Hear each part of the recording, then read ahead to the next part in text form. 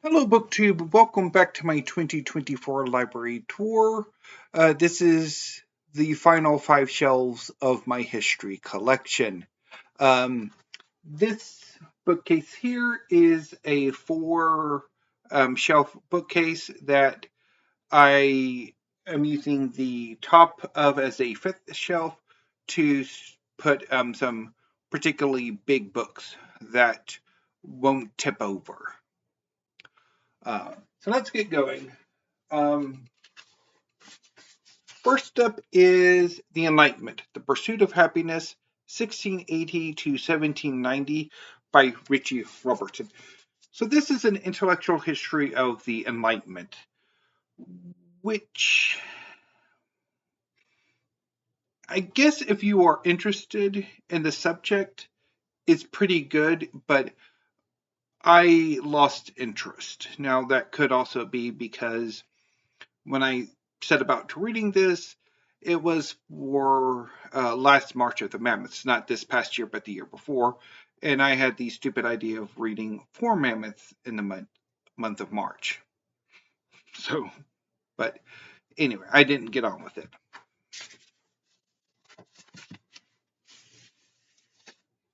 Next is The Global Age, Europe 1950 to 2017 by Ian Kershaw.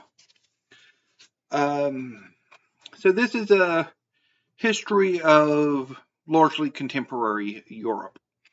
I picked this book up because I've always for years now, I've been playing with the idea of a fantasy set in a world inspired by the contemporary history, rather than more medieval history or other historical periods.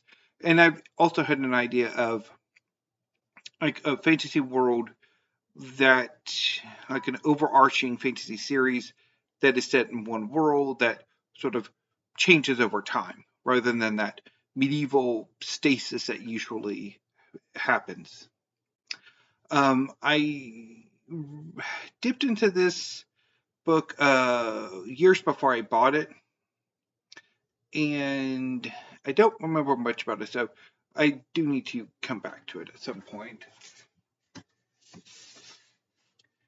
So the next two books are by Jürgen Osterhammel.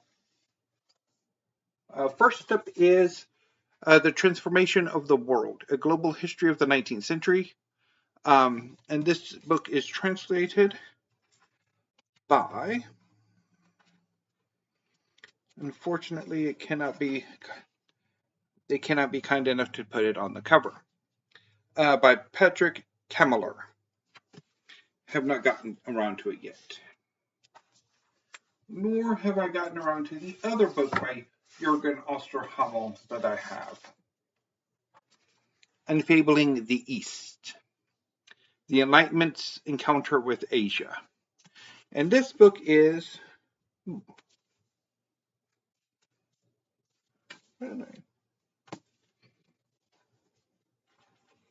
Robert Savage. So I haven't gotten around to this one.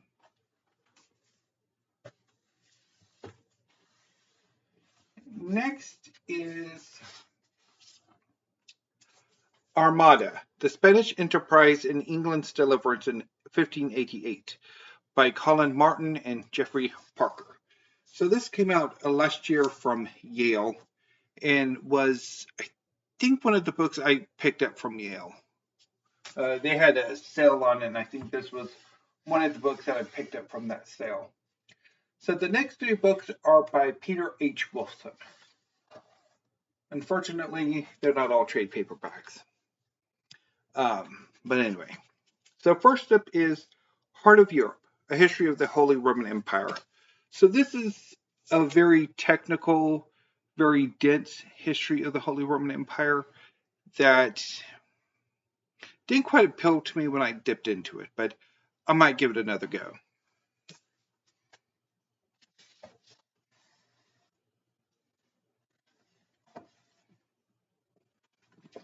This is the 30 Years' War, Europe's Tragedy. So, history of the 30 Years' War.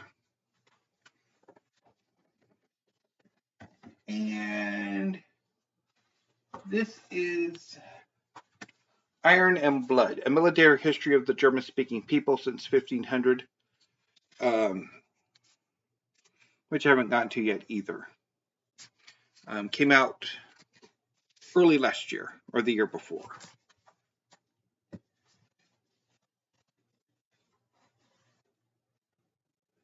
Next is Crown and Scepter, a new history of the British monarchy from William the Conqueror to Elizabeth II by Tracy Borman. Haven't gotten around to this yet, but it's British royal history, so I picked it up because I do have an interest in monarchy. The next book is by Max Boot, Invisible Armies, an epic history of guerrilla warfare from ancient times to the present, which is a pretty good book. I read it about well over 10 years ago and quite enjoyed it and wanted to add it to my collection for research purposes. I have several fantasy ideas for which guerrilla warfare and sort of rebel style warfare would be kind of invalued. So this would be useful because it would involve guerrilla or rebel type conflict. The next book is These Truths, A History of the United States by Joe Lepore. So this is a really good history of the United States that I really enjoyed. Although it did take me a second go to really get into it. And finally, the last book on the top, Tudor England, A History by Lucy Wooding. So this is a history of Tudor England, not only the political history or in royal history, but also social history. Have not gotten around to it yet. And I don't think I actually bought this from Yale. I think I got it from Amazon. But anyway. So, those were the big books on the top of this bookcase. And will probably be the first books to get put into a box, although not a donation box of doom, but a moving box, which I don't know quite what I would give a nickname for. Anyway, I will be back tomorrow with the second shelf on this bookcase. So until then, BookTube, thank you, have a great afternoon, and stay safe.